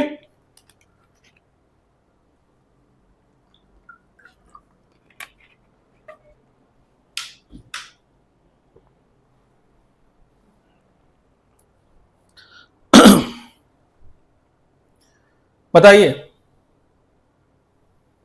क्वेश्चन नंबर 31 का सही आंसर दी जल्दी से जल्दी सभी लोग।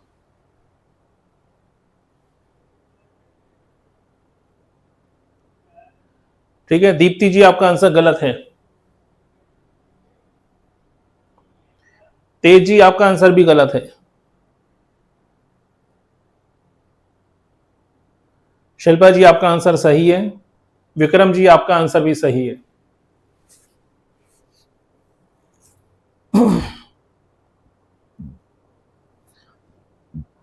देखिए, विचारों को क्रम याद होना चाहिए।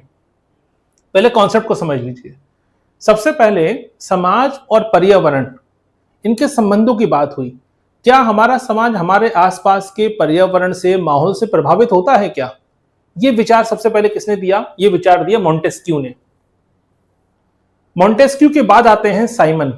सेंट साइमन ने कहा कि क्या विज्ञान, समाज का भी अध्ययन किया जा सकता है? तो उसकी रूपरेखा प्रस्तुत करी कि हाँ, समाज का भी वैज्ञानिक तरीके से अध्ययन हो सकता है। यह किसने विचार प्रकट किया? साइमन ने। साइमन के शिष्य कौन है? काम्ट। काम्ट ने अपने ही गुरु की रूपरेखा को विषय का स्थान दिया और समाजशास्त्र की उत्पत्ति हुई। समाजशास्त्र की उत्पत्ति तो हो गई, लेकिन इसे एक विषय के रूप में विश्वविद्यालयों में पढ़ाने का जो श्रेय जाता है या इसको एकेडमिक विषय की मान्यता दिलाने में सबसे बड़ा योगदान किसका है? वो है दुर्खिम का। तो सही आंसर क्या होगा? Option B. ठीक है, क्लियर? चलिए, समाजशास्त्रीय परिप्रेक्ष्य के विकास में उपनिवेशवाद का क्या प्रभाव रहा? इसने पश्चिमी समाजशास्त्रियों को गैर पश्चिमी समाजशास्त्र को समझने के लिए एथनोग्राफी और समाजशास्त्र के टूल्स विकसित करने में प्रेरित किया। इसने समाजशास्त्र को पूरी तरह से प्रतिबंधित कर दिया? ऐसा नहीं हुआ। इसने केवल आर्थिक सिद्धांतों को जन्म दिया? नहीं, गलत। इसका समाजशास्त्र की विषय वस्तु पर कोई प्रभाव नहीं पड़ा? ऐसा नहीं है। क्या भारत में समाजशास्त्र भारतीयों के द्वारा प्रस्तुत शुरू किया गया? नहीं, पैट्रिक गिडिंस के द्वारा शुरू किया गया। भले ही हम भारत में समाजशास्त्र का जनक जीएस घुरियो को कहते हैं, लेकिन पैट्रिक गिडिंग के प्रयासों से ही बंबई विश्वविद्यालय से भारत में समाजशास्त्र की नींव रखी गई। यानी पश्चिमी समाज ने या पश्चिमी ब्रिटिश शासन के समय भारत में समाजशास्त्र का आगमन होता है। इस बात से हम नहीं झुठला सकते कि भारत में समाजशास्त्र की उत्पत्ति नहीं हुई। भारत में स्वतः ही समाजशास्त्र डेवलप नहीं हुआ। ब्रिटिश सहयोग से, ब्रिटिश समर्थन से या ब्रिटिश विचारकों के द्वारा भारत में समाजशास्त्र की नींव रखी गई। तो ये तो सही बात है। तो ये कहना कि नहीं समाजशास्त्र की विषय वस्तु पर कोई प्रभाव नहीं पड़ा, ये कहना कि नहीं इसने केवल आर्थिक सिद्धांतों को जन्म दिया, ये कहना कि समाजशास्त्र को पूरी तरह से प्रतिबंधित कर दिया, ऐसा नहीं हुआ। सही आंसर है ऑप्शन नंबर ए।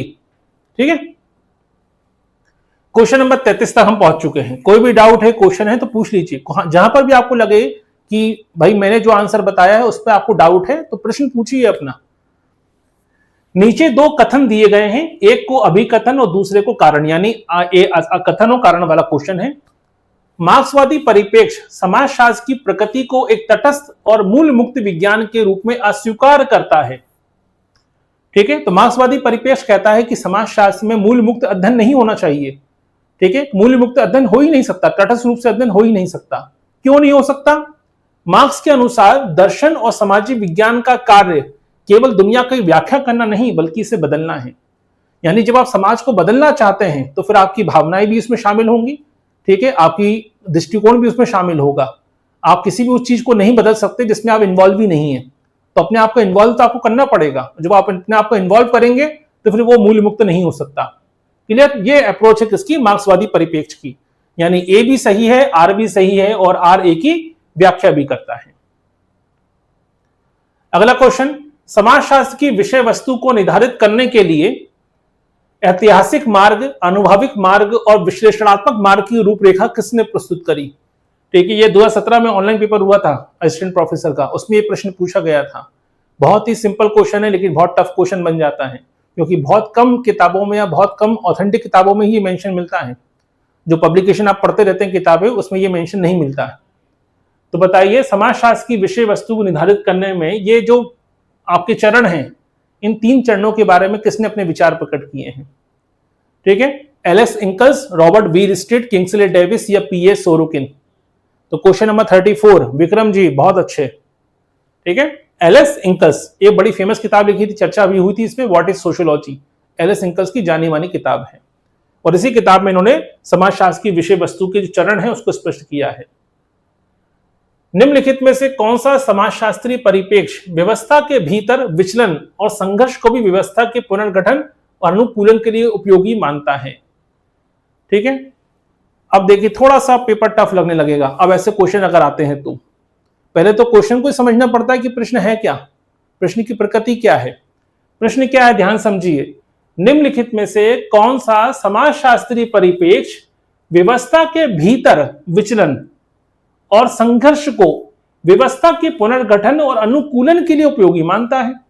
यानी ऐसा कौन सा परिप्रेक्ष्य है, ऐसा कौन सा पर्सपेक्टिव है, ऐसा कौन सा नजरिया है जो ये मानता है कि व्यवस्था के अंदर भी कमियां होती हैं, व्यवस्था के अंदर भी संघर्ष होता है और ये संघर्ष व्यवस्था में अनुकूलन में सहायक होता है। ठीक है, जैसे कि पार्सनवादी हैं, प्रकारवादी के हिसाब से सब कुछ व्यवस्था होती है, शांति बनी रहनी चाहिए, स्थिरता बनी रहनी चाहिए, वो संघर्ष को स्वीकार नहीं कर पाता। इस बात को लेकर पार्सन की आलोचना भी होती है।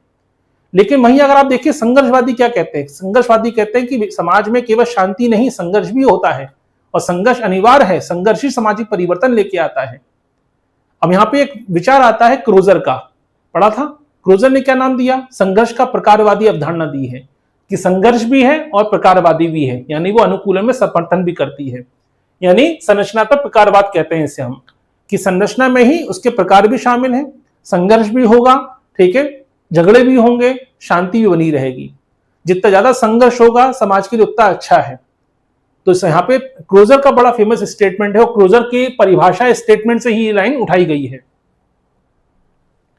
अगला क्वेश्चन, सोशियोलॉजी 2 शब्द सोशियस और लोगोस से मिलकर बना है, इस संबंध में कौन सा कथन सही है?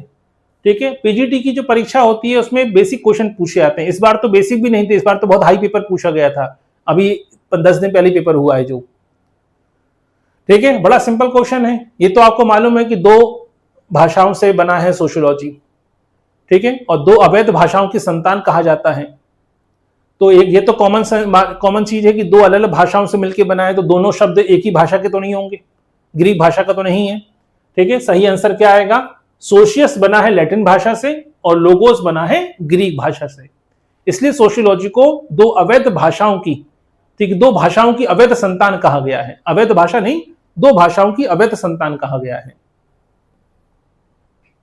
समाजशास्त्र की प्रकृति के संदर्भ में मूल तटस्थता की अवधारणा का प्रतिपादन किसने किया था? ठीक है, मूल तटस्थता की बात हुई है। ठीक है, Auguste Comte, Emile Durkheim, Max Weber या हार्वर्ड स्पेंसर? तटस्थता की बात हो रही है, मूल तटस्थता की।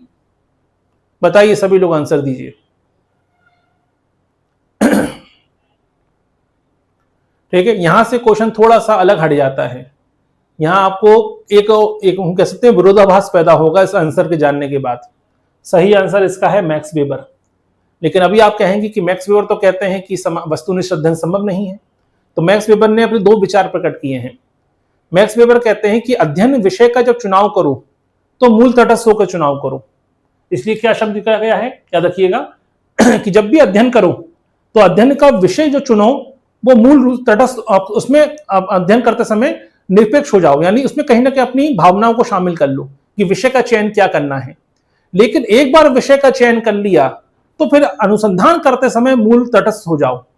ये किसका विचार है? ये मैक्स वेबर का विचार है। तो कभी कभी विरोधाभास लगता है, लेकिन मैक्स वेबर ने स्पष्ट किया कि अगर हम किसी भी घटना का अध्ययन करने वाले हैं तो किस घटना का अध्ययन हमें करना है, विषय का जो चुनाव करना है वो मूल तटस्थता नहीं आ सकती, वो आपकी पसंद नापसंद उसमें आएगी। लेकिन अगर आपकी पसंद नापसंद के आधार पर आपने विषय को चुन भी लिया तो फिर अध्ययन करते समय फिर अपनी पसंद नापसंद को शामिल मत करना, अध्ययन करते समय मूल तटस्थ होकर ही काम करना। यह विचार किसका है? मैक्स वेबर का विचार है। निम्नलिखित समाजशास्त्रियों में से किसने समाजशास्त्र के स्वरूपात्मक संप्रदाय के अंतर्गत प्रभुत्व और अधीनता के संबंधों का विस्तृत विश्लेषण किया है? तो स्वरूपात्मक संप्रदाय में प्रभुत्व और अधीनता की बात किसने की है? ये वॉन वीजे नहीं है, वॉन वीज है। वॉन वीज, जॉर्ज सीमेल, स्मॉल या मैक्स वेबर? बताइए। तो किसने कहा है, किसने समाजशास्त्र के स्वरूपात्मक संप्रदाय के अंतर्गत प्रभुत्व और अधीनता के संबंधों का विस्तृत विश्लेषण किया है? तो सही आंसर क्या है? जॉर्ज सीमेल, जो स्वरूपात्मक संप्रदाय के जनक भी हैं। और यहां पर जॉर्ज सीमेल यही कहते हैं कि जब भी हम समाज में संबंधों का अध्ययन करते हैं तो संबंधों में क्या होता है? ओवरलैपिंग भी होती है, संबंधों में टकराव भी होता है, संबंधों में अधिरोपण भी होता है। कुछ लोग हावी हो जाते हैं अपने रिलेशन में, ठीक है, एक दूसरे पे हावी हो जाते हैं। तो संबंधों में प्रभुत्व भी होता है, अधीनता भी होती है संबंधों में। इसी बात की बात करी है जॉर्ज सीमेल ने। नारीवादी परिप्रेक्ष्य का मुख्य समाजशास्त्रीय सरोकार क्या है? नारीवाद तो भी पढ़ा था, एक लेक्चर पूरा अलग से लिया था मैंने नारीवाद पर।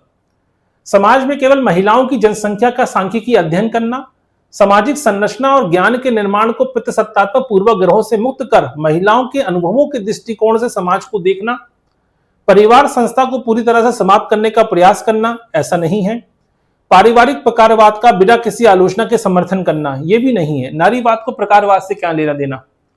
यहां बात आ रही है कि समाज में केवल, मैंने हमेशा पहले भी कहा है, ठीक है, जब भी ऐसे शब्द आ जाए जिसमें लिखा हो केवल, सभी, ठीक है, कुछ, ऐसे शब्दों को पहले हटाइए, ये गलती होते हैं हमेशा।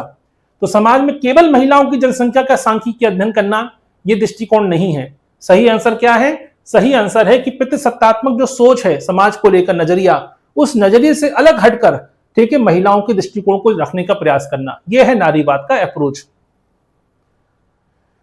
समाजशास्त्र की उत्पत्ति के संदर्भ में वाणिज्यिक क्रांति ने यूरोप में किस प्रकार भूमिका निभाई? अब जब यूरोप में जो औद्योगिक क्रांति हुई, व्यावसायिक क्रांति हुई, उसका क्या असर हुआ समाजशास्त्र की विषय वस्तु पर? इसने भूमि आधारित सामंती अर्थव्यवस्था को मुद्रा आधारित व्यापारिक बाजार व्यवस्था में बदल दिया। इसने वैज्ञानिक खोजों पर पूरी तरह से रोक लगा दी, पूरी तरह से, ठीक है, रोक लगा दी। इसके कारण यूरोप में ईसाई धर्म का पतन हो गया। इसने केवल कृषि उत्पादन को बढ़ावा दिया। भाई व्यावसायिक क्रांति हो रही है तो औद्योगिक क्रांति को बढ़ावा देगी ना, कृषि क्रांति को बढ़ावा क्यों देगी? ठीक है। इसने भूमि आधारित सामंती अर्थव्यवस्था को मुद्रा आधारित अर्थव्यवस्था में परिवर्तित कर दिया। यानी समाज अभी तक किस पे आधारित था? सामंती व्यवस्था, एग्रीकल्चर बेस्ड इकोनॉमी थी। अब इकोनॉमी किस पे डिपेंड हो गई? एग्रीकल्चर से निकलकर इंडस्ट्रियलाइज हो गई, औद्योगिक अर्थव्यवस्था डेवलप हुई। और औद्योगिक अर्थव्यवस्था हुई तो पलायन हुआ, औद्योगिक अर्थव्यवस्था डेवलप हुई तो पूंजीपति और श्रमिकों का संघर्ष बढ़ा, बेरोजगारी पनपी, बड़े पैमाने पर छटनियां हुई, रोजगार के अवसर भी बढ़े और बेरोजगारी भी बढ़ी, श्रमिकों का शोषण भी बढ़ा। तो समाजशास्त्र की विषय वस्तु में इस क्रांति ने, व्यावसायिक क्रांति ने यह रोल अदा किया है। समाजशास्त्र सामाजिक संस्थाओं का विज्ञान है, यह परिभाषा किसने दी है? समाजशास्त्र सामाजिक संस्थाओं का विज्ञान है, सामाजिक संबंधों का नहीं। याद रखिए, सामाजिक संस्थाओं का विज्ञान है, ये किसने कहा है? हाउबहाउस, दुर्खिम, समनर या मैकाइवर? अगर समाजशास्त्र सामाजिक संबंधों का जाल है ऐसा लिखा होता तो हम लगा देते हैं आंसर मैकाइवर, लेकिन बात आ रही है सामाजिक संस्थाओं का विज्ञान है। और ये स्टेटमेंट किसका है? ये स्टेटमेंट है इमाइल दुर्खिम का। तो छोटे छोटे स्टेटमेंट से क्वेश्चन बन जाते हैं। समाजशास्त्रीय परिप्रेक्ष्य के अंतर्गत, ठीक है, फिनोमेनोलॉजी यानी प्रकटना विज्ञान का प्रारंभ करने का श्रेय किसे जाता है? गारफिंगल, अल्फ्रेड सुस, थॉमस लुकमॉन और पीटर बर्गर। तो ये आप तो जानते ही हैं, प्रकटना शास्त्री, ठीक है, पढ़ाई होगा यूनिट नंबर 5 में। और जब प्रकटना शास्त्र की बात आती है तो इसका डेवलप हुआ था, एडमंड हसल ने इसको डेवलप किया था, लेकिन इसे समाजशास्त्र में वैज्ञानिक रूप से स्थापित करने का श्रेय जाता है किसको? अल्फ्रेड सुस को।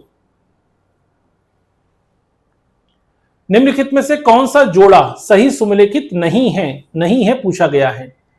ऐतिहासिक परिप्रेक्ष्य कार्ल मार्क्स, संरचनात्मक प्रकारात्मक परिप्रेक्ष्य टालकट पार्सन, स्वरूपात्मक संप्रदाय गिन्सबर्ग और सामाजिक उद्विकास हार्वर्ड स्पेंसर। कौन सा परिप्रेक्ष्य ऐसा है जिससे सुमेलित नहीं है पूछा गया है? तो ऐतिहासिक परिप्रेक्ष्य तो सही है कार्ल मार्क्स का, संरचनात्मक प्रकारवादी परिप्रेक्ष्य ये भी सही है पार्सन का, सामाजिक उद्विकास ये भी सही है हार्वर्ड स्पेंसर का, लेकिन स्वरूपात्मक परिप्रेक्ष्य सही नहीं है, क्योंकि जो गिन्सबर्ग हैं वो समन्वयात्मक संप्रदाय के समर्थक हैं, स्वरूपात्मक संप्रदाय के नहीं। निम्नलिखित में से किस समाजशास्त्री ने समाजशास्त्र की प्रकृति को स्पष्ट करने के लिए विज्ञानों के संस्तरण हायरार्की ऑफ साइंस का सिद्धांत दिया? ठीक है, एमबीपीएससी में 2017 में ये क्वेश्चन पूछा गया था, जिसका पेपर 18 में हुआ था। तो आपने पढ़ा ही होगा कि भाई कभी कभी क्रम जमाने को आता है, याद रखिएगा सबसे पहले किसको रखा है।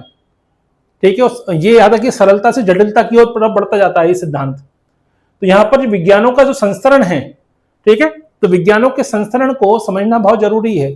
सिद्धांत दिया किसने है? ये सिद्धांत है अगस्त काम्टे का। और सभी लोग जल्दी से जल्दी बताइए, कमेंट बॉक्स में लिखिए कि सबसे पहले पूरा जो क्रम जमाया गया है सरलता से जटिलता की ओर, उसको जमाइए, लिख के दीजिए जल्दी से जल्दी। तो जो हायरार्की ऑफ साइंस है, विज्ञानों का संस्तरण का जो नियम दिया है काम्ट ने, उसमें सबसे ऊपर किसको रखा है या उसका क्रम, सही क्रम क्या है ये बताइए। चलिए इतना नहीं लिख पाए तो कम से कम ये बताइए सबसे पहले किसको रखा है, सबसे सरल किसको माना है। यानी क्योंकि इस विज्ञानों का संस्तरण है, ये सरलता से जटिलता की तरफ बढ़ता जाता है, तो सबसे पहले किस विषय को रखा है? हाँ, दीप्ति जी, रविंद्र जी, नेहा जी, विक्रम जी, तेज जी, जल्दी से जल्दी आंसर दिए सभी लोग। सबसे पहले किस विषय को रखा है?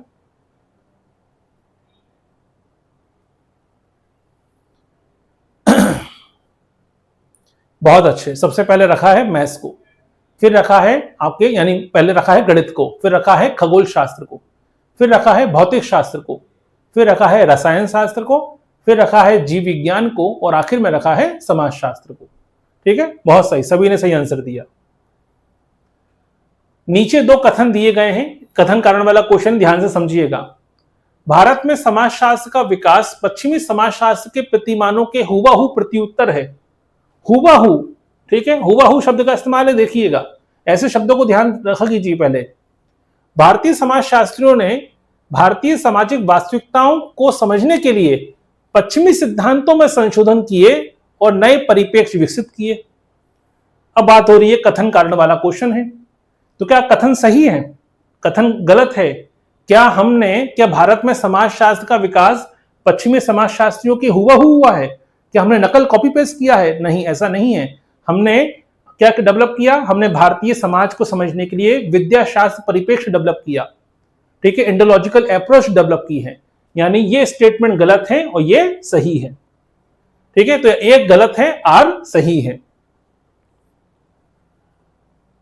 अगला क्वेश्चन देखिए, समाजशास्त्र का उत्तर आधुनिक परिप्रेक्ष्य निम्नलिखित में से किस विचार को सिरे से खारिज करता है? अभी आपने पढ़ा था, यूनिट नंबर 8 में हमने पढ़ा था। ये यूनिट नंबर 8 का टॉपिक नहीं है, परिप्रेक्ष्य का टॉपिक है अपने आप में, क्योंकि समाजशास्त्र में कई सारे परिप्रेक्ष्य हैं। प्रकारवादी है, संरचनावाद है, प्रकारवाद है, उत्तर आधुनिकतावाद है, ठीक है, नव मार्क्सवाद है, नव प्रकारवाद है, कई सारे परिप्रेक्ष्य हैं। तो उत्तर आधुनिक परिप्रेक्ष्य अभी हमने कुछ दिन पहले ही, ठीक है, 2 हफ्ते पहले ही हमारा यूनिट कंप्लीट हुई थी, यूनिट नंबर 8 हमने कवर की थी। तो उसमें हमने पढ़ा था उत्तर आधुनिकतावाद के बारे में। तो ये क्वेश्चन गलत नहीं होना चाहिए आपसे। स्थानीय संस्कृतियों के अध्ययन को, महाआख्यानों, सार्वभौमिक सत्य के दावों को, भाषाई प्रतीकों के विश्लेषण को और विखंडन की पद्धति को, तो किसे सिरे से खारिज करता है उत्तर आधुनिकतावाद? ये आपका प्रश्न पूछा गया है। बहुत सही, रविंद्र जी ने सही आंसर दिया है, नेहा जी ने सही आंसर दिया है। सभी लोग आंसर दी जल्दी से जल्दी। क्वेश्चन नंबर 46 तक हम पहुंच चुके हैं। ठीक है, तो उत्तर आधुनिकतावाद में क्या कहा गया था? ये महाआख्यानों का विरोध करता है। जो बड़ी बड़ी सिद्धांत डेवलप किए गए हैं, पार्सन का प्रकारवाद, इस प्रकार के महान सिद्धांत रचे गए हैं, उन महान सिद्धांतों की बात नहीं करता है। वो आम लोगों के दैनिक जीवन के अनुभवों से, दिनचर्या से के माध्यम से समाज को समझने की कोशिश करता है।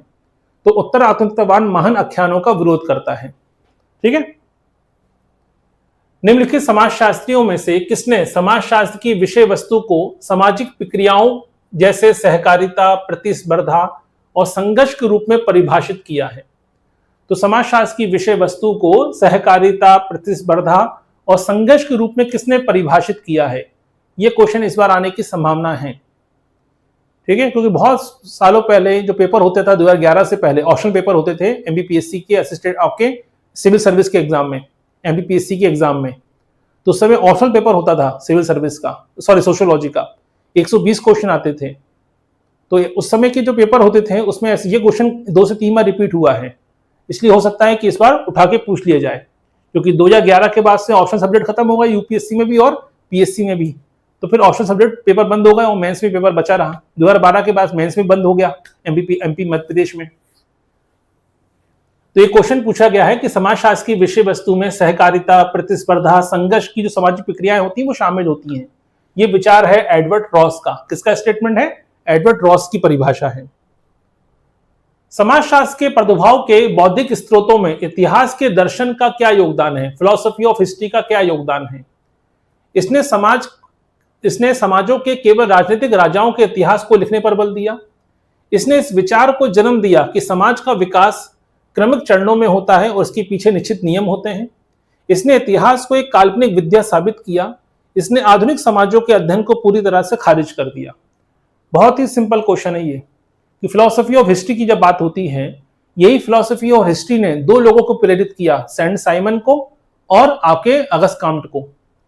आगे जाकर दुर्खिम भी इसी विचार से प्रभावित हुए फ्रांस में, और तीनों ही फ्रांसीसी थे। तीनों इस विचार से बड़े प्रभावित हुए कि हाँ, फिलॉसफी ऑफ हिस्ट्री की जब बात आती है कि समाज को, दुनिया को समझने कुछ बेसिक नियम होते हैं, दुनिया कुछ बेसिक नियमों पर चलती है।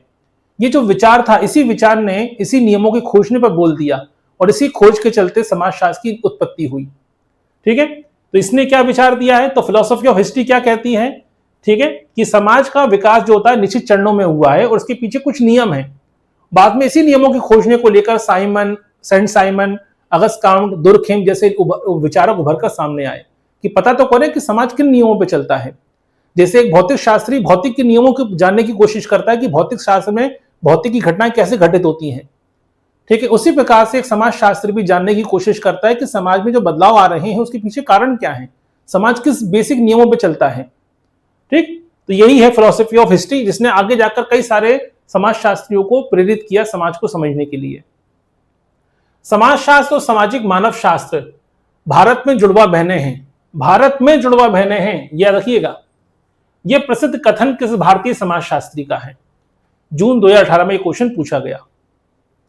तो समाजशास्त्र और सामाजिक मानव शास्त्र भारत में जुड़वा बहने हैं, यह कथन किसका है? जीएस घुरिये का, एमएन श्रीनिवास का, एआर देसाई का या राधा कमल मुखर्जी का? दीजिए आंसर जल्दी से जल्दी सभी लोग। ठीक है, ध्यान समझिएगा। समाजशास्त्र और सामाजिक मानव शास्त्र की बात हो रही है, सोशल एंथ्रोपोलॉजी की बात हो रही है, और यह स्टेटमेंट दिया है एमएन श्रीनिवास ने। एमएन श्रीनिवास का कहना यह था कि भाई पश्चिमी समाजों में क्या है, समाजशास्त्र और मानव शास्त्र को अलग अलग देखा जाता है, एंथ्रोपोलॉजी को और सोशियोलॉजी को, लेकिन भारत में ऐसा नहीं है। भारत में जनजाति समाज समाज का ही भाग है।